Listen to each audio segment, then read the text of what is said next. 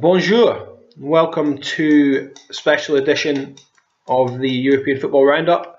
Tonight I join you from Paris. It's like a lovely evening out there in the city of love.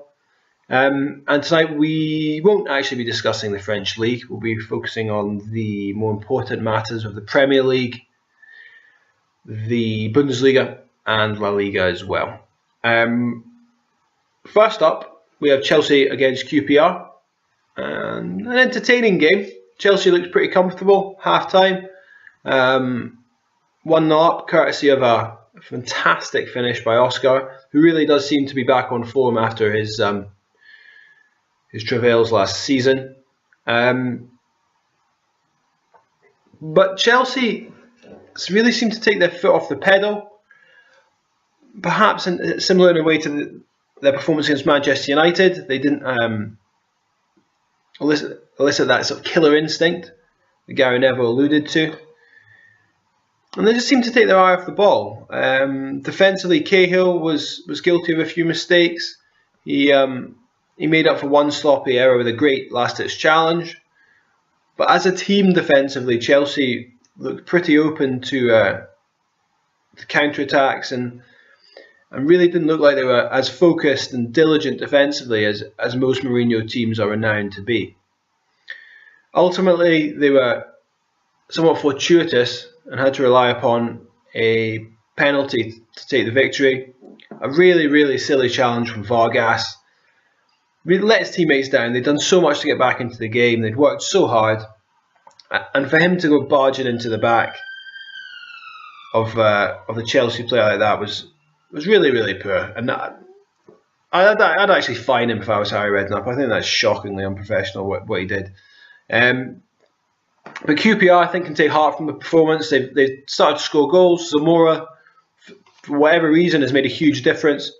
And the bottom five is incredibly tight. So a few weeks ago, when I said I thought QPR were down, maybe I have to look at that again and say it's actually a lot more open.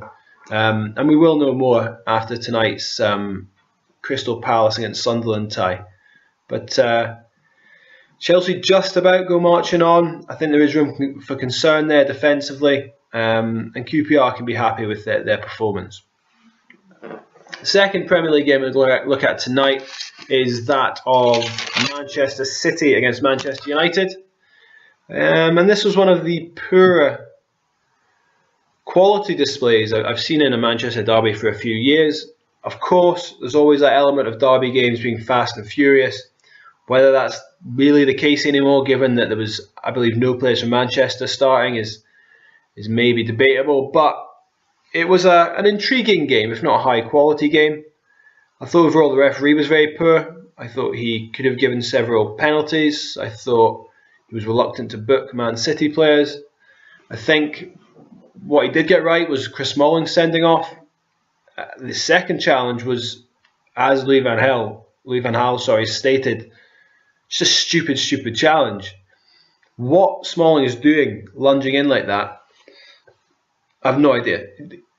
Like Vargas, he's let his teammates down, not only because it's a derby game and they're going to go down to 10 men against your Sergio Agueros, etc., but with the defence that Manchester United had available, he's just left them high and dry, and really, really, really poor from Chris Smalling. Obviously, that was exacerbated by the loss of Marcos Rojo as well.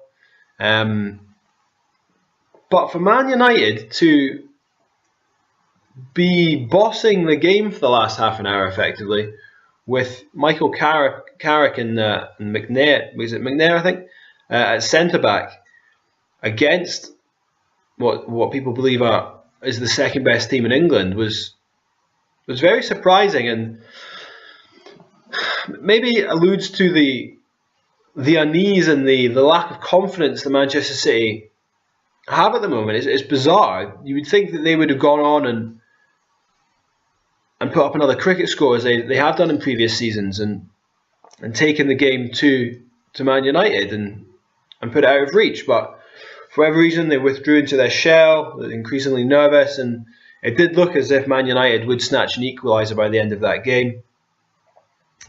In terms of any sort of standout performances or things I noticed, Rooney was playing incredibly deep, and he was playing central midfield, and I didn't think it worked that well. He started off quite poorly, giving the ball away.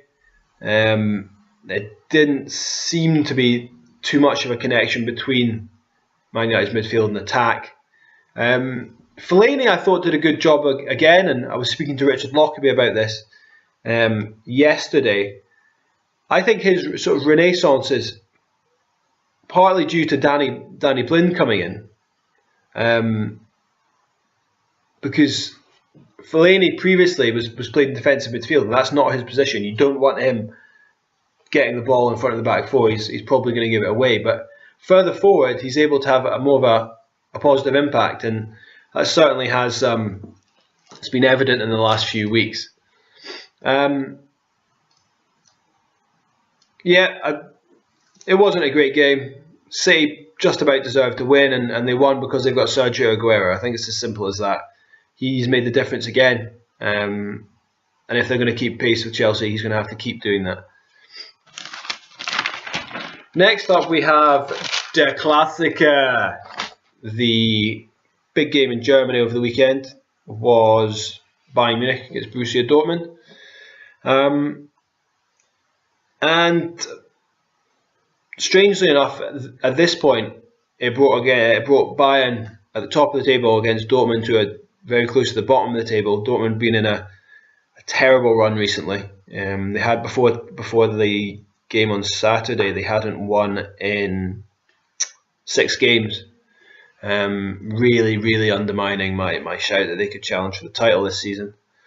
But these games are always a lot tighter than league positions suggest, and so was the case in this one.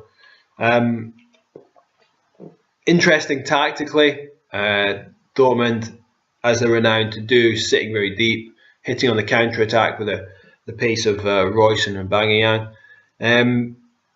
And also, they had Kagawa sitting on Xabi Alonso, and that worked extremely well. It stifled Bayern Munich for the first half. But Bayern slowly came into the game. They introduced Frank Ribery. His pace was telling. His introduction was key. He assisted Bayern's equaliser and then won the penalty that Robin dispatched in the 86th minute. And when you can call on players of Ribery's undoubted quality from the bench, we're always going to have an opportunity. Perhaps harsh on Borussia Dortmund. The problem Borussia Dortmund find themselves is they perform well in big games. So in the Champions League, they've done extremely well so far. And against Bayern, they played well, but they need to raise their performance and find a system that will work against smaller teams. That's what's been lacking so far. But that's Dortmund lost the last 5 games, and they really do need to arrest that slump quickly if they are to have any sort of positive season. Lastly, we're going to look at Barcelona's continued problems. They lost at home at the weekend to Celta Vigo. Pretty shocking state of affairs at Barca at the moment. You could perhaps point to the fact that before the Madrid game they looked unstoppable. But I think there's a greater malaise and decline within Barcelona, as I alluded to last week.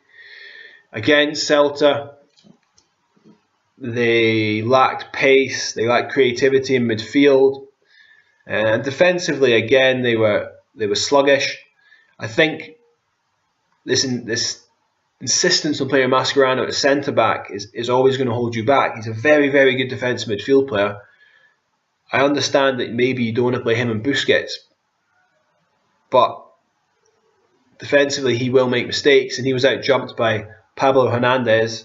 Yep, the Pablo Hernandez, the tiny Pablo Hernandez, and that led to the goal.